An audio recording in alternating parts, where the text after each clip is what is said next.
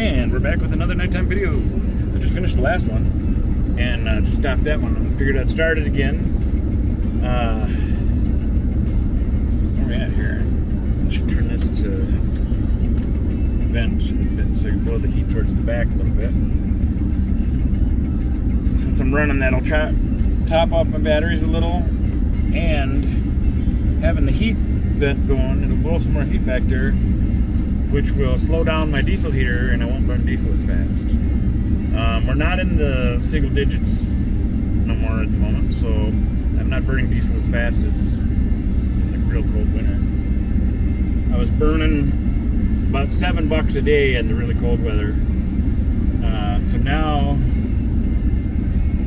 with the double digits, depending on how windy it is, it might be $5 every few days or something, couple days or so or something. I don't know.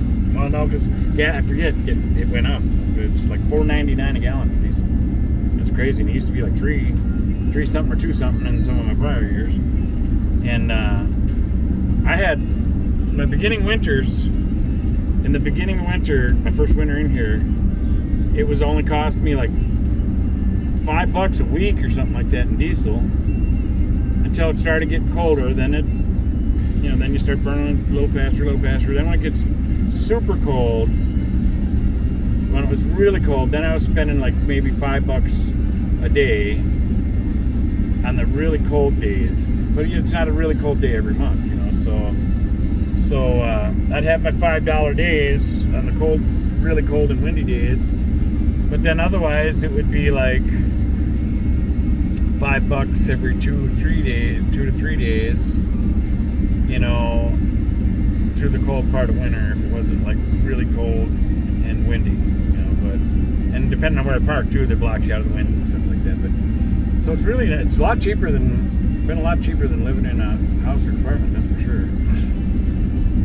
Although you got maintenance and stuff, and I've dumped over $5,000 into the drivetrain and stuff on this, between the shocks and new alternator and power steering pump and brakes, rear wheel cylinders, rear brake pads or shoes, because it's drums in the back, and then had the rear bearings repacked, had new differential fluid put in the back. I'm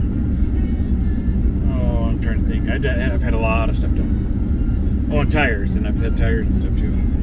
I got 2 tires that are a little bit older that I would like to replace, but I think it's money for them right now. Or no, wait, 1, 2. I only got 1. Well, 2, because I could say I got 1 tire that's on the camper that I would like to get replaced, and then 1 that's a spare. So what I'll do is, if I get 2 more tires when I can afford it, I'll have them pick out the 2 worst ones, which would be the spare tire and one on the back of I think it's the inside dually, or maybe it's the outside dually on the side, but excuse me. And then I'll swap the 2 worst ones out, and have the 2 best ones put on the dually, and the worst out of it left on the spare, so that way I at least still have a good spare for backup, if I get a flat or something. Yeah, otherwise, as long as I get income going here, I can still survive and bounce around. I'm really burning out on being stuck in this lot,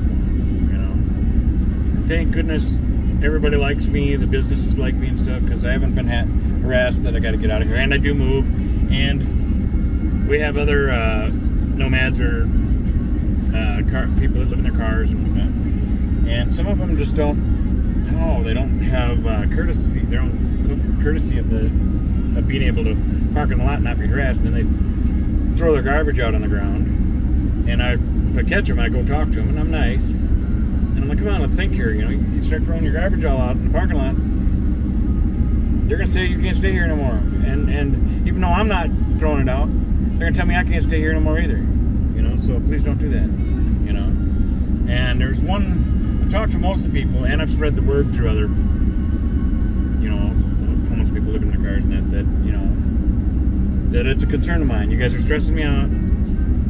I I know it's not you, but some of the people you've talked to that I've seen do it. And I mentioned the cars and stuff. So I let them know. I'm not mad at them. You know, just, you know, let's think a little ahead here and not create a problem for ourselves. You know, Holiday is 2 buildings over. You could stop at Holiday. They've got 2 dumpsters. They got a dumpster and a recycling bin. You could throw it in, or they got all their garbage cans at the pumps. You could get out, squeegee your window, and throw your garbage out. You know, and you can use your Walmart bag or your Holiday bag or whatever to keep your garbage in your car, and just tie it up, throw it out when you're stopping at Holiday to clean your windows or something. You know? Throwing it out on the parking lot is just don't even make sense, and it stresses me out. So wouldn't stress me out. I mean, it shouldn't be done anyway, but wouldn't stress me out as much if I had income, because then I'd be bouncing to different places. And but I still wouldn't want to do it, because then I might come back here after I haven't been here for a couple weeks just to crash for a night or something. And then they might say, sorry, you can't stay here no more. People were throwing garbage all over, you know. Wrecks it for everybody.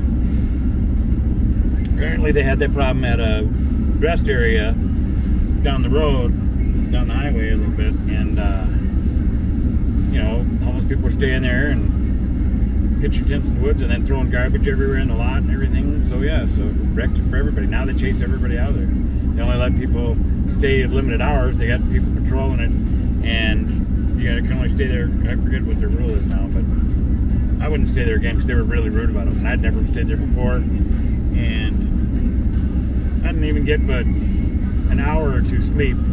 And I had a guy with the park guy pulled up next to my camper with his bright floodlights and everything, and got on his PA hollering and screaming, I'm talking to you in the camper, you know, and you gotta go, blah blah blah, you know. And I just, of course, I didn't have much sleep, so I made me ornery, and I normally don't kid anything. You know, I'm normally a very positive and accept tough situations well and everything, but he got to me a little bit that day. I got a little crabby. I rolled down my window and I looked out at him, kind of serious, and he says, you got to get out of here. I said, I ain't never been here before.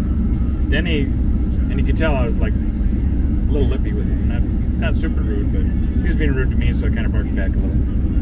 And then his tone dropped down, and he was like, well, he says, I'm sorry, but you gotta go. I was like, all right. You know.